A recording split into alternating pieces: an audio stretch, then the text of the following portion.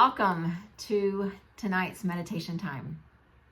Let's all just settle in where we are, ending this busy weekend, beginning this new week that is before us. But let's pause and let's just be in this present moment that is before us now. And so as you settle in, either seated or lying down, whatever feels good for you, let's bring some comfort to the body. Just relax the shoulders, let the eyes close gently. Let your jaw unhinge. And then just as you go down the different parts of your body, let everything relax. We want the spine to be long and engaged as we breathe in and out, but we want the physical body to be comfortable. The mind is restless enough. We don't need restlessness in the body. So you just position yourself in a way that feels good for you. And as you are settling in, just start to take some long, cleansing breaths, whatever feels right, whatever pace. Breathing in through the nose, maybe out through the mouth. But just slowing yourself down just a bit from whatever you were doing right before your reminder went off and you decided it was time to pause.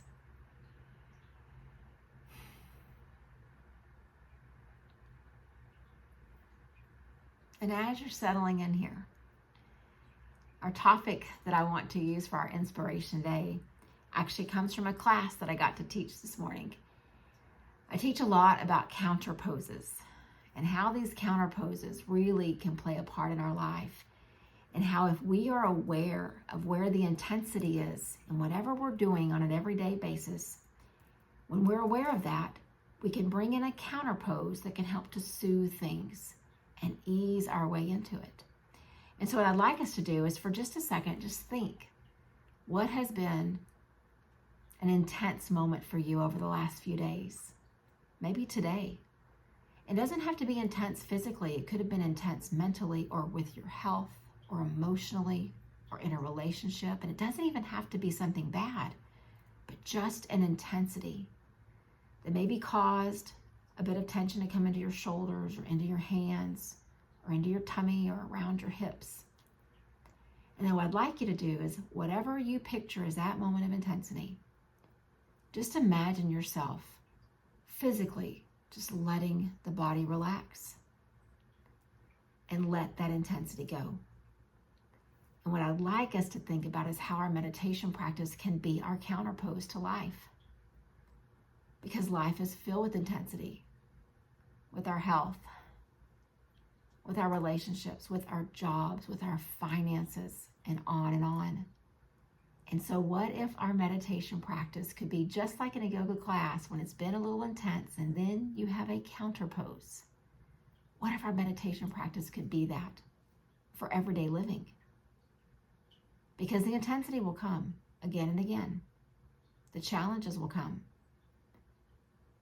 But our practice can teach us something on the other side of it, to lessen the intensity and return us to a mindset of healing. And so as you're settling in, just kind of thinking about that thought of this idea of our practice being our counterpose for life, I want us to go a little deeper, a little more personal, and just each of us think to ourselves, what is your love language? We have heard for the last few decades in our society, this is a kind of a new topic in relationships, at work, in friendships. But how do you like, or how do you need for someone to be or someone to act to show that they love or care about you? How does that look at work for a boss to show that they appreciate you?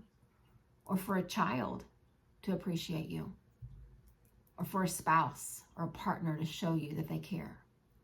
What's your love language? There's many kinds that people have named. There are acts of service. We like to have people do things for us, and that fills our cup up. There's words of affirmation. We learn that in our practice about just the power of affirmation and mantra. For other people, their love language is physical touch. They need to have someone holding their hand or their arm around them. They need to feel the physical sensation of that. Other people, they like to receive tangible expressions. Someone to bring them a gift, to bring them a cup of coffee. And then others, it's quality time. And probably at different points in our life or in our career, in our relationships, we've all experienced different levels of probably all of those. But all of those love languages are connected to our emotions. And so when you think about this idea of life is intense and life is hard, what if our emotions are trying to be the counterpose to that? Sometimes it works well. Sometimes it borrows us trouble, because sometimes our emotions become big and our responses alongside them are not always what we want them to be. So I'd like to take it one level deeper.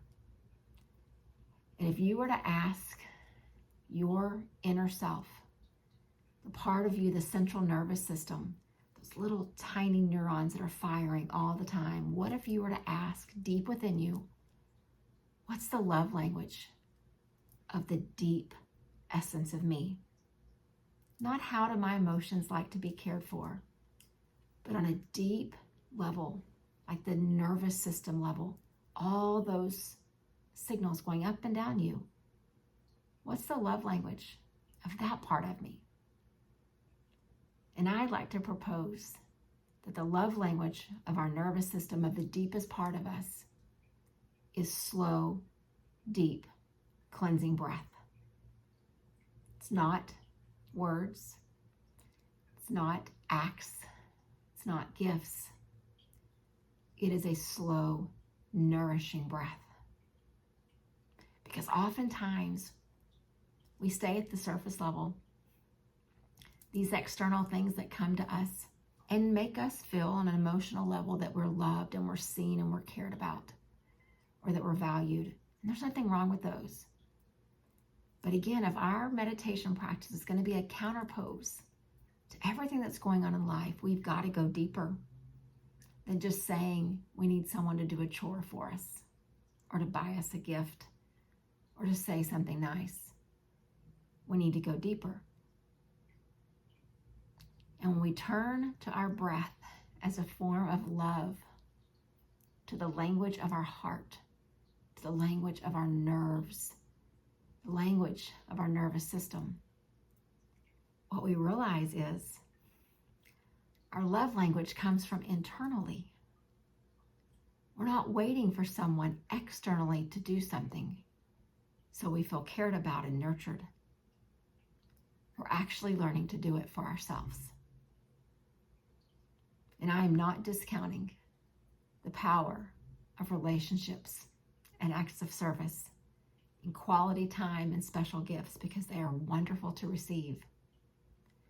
But I want to be able to feel nourished and loved and whole and calm, even when those things are not coming to me and toward me. So let's just pause for a second and just think. Can I be responsible for answering my own love language?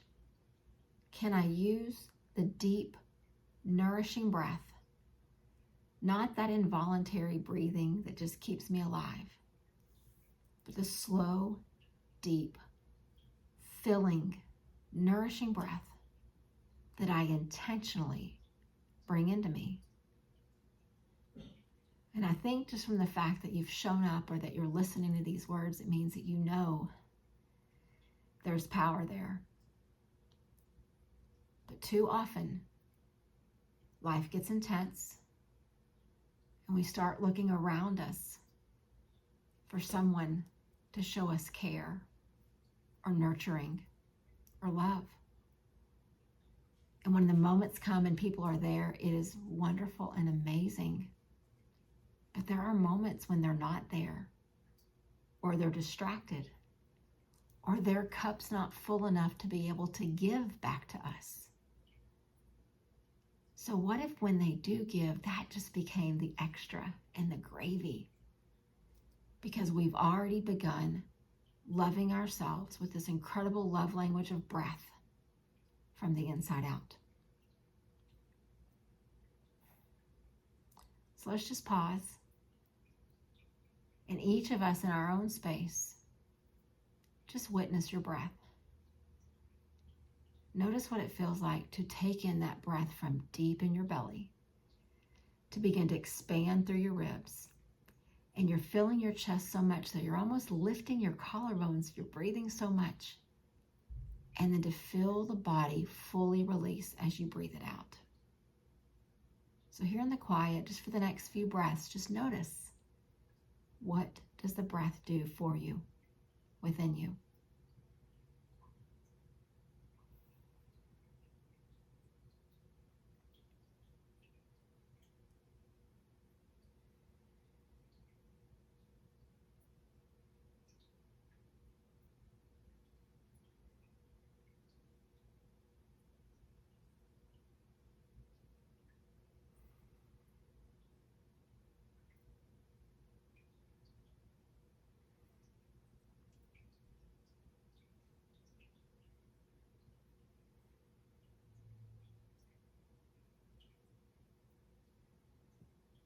And as you're continuing to witness your breath, feeling what it does to you, again, I don't want to discount the power of our relationships because they are so important to each of us.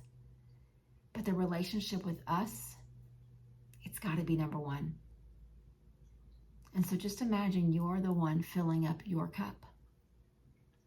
Imagine if you can teach your kids and your grandkids and your great-grandkids how to do that. So when life is intense or hard and someone's not there affirming them and filling them up, they go internal and they do it for themselves. Imagine doing that for a sister or a brother or a spouse or someone that's just in your path that you care about, teaching them this love language, the love language of breath. It's with us all the time. We don't have to pack it or carry it along. It's just there, waiting to be accessed. And I assure you that when you can begin to be the one that fills up and answers your own love language through deep, intentional breathing, when those external things come, they'll fill you up in a way that you never even could imagine.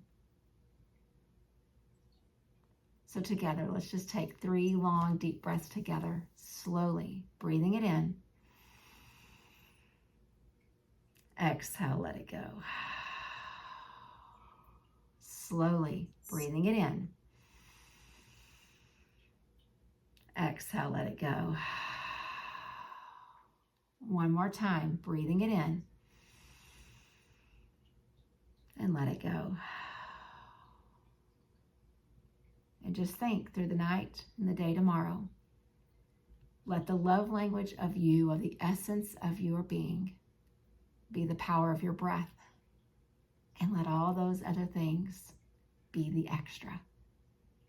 And see how it changes your relationship with you and your relationship with others. Namaste.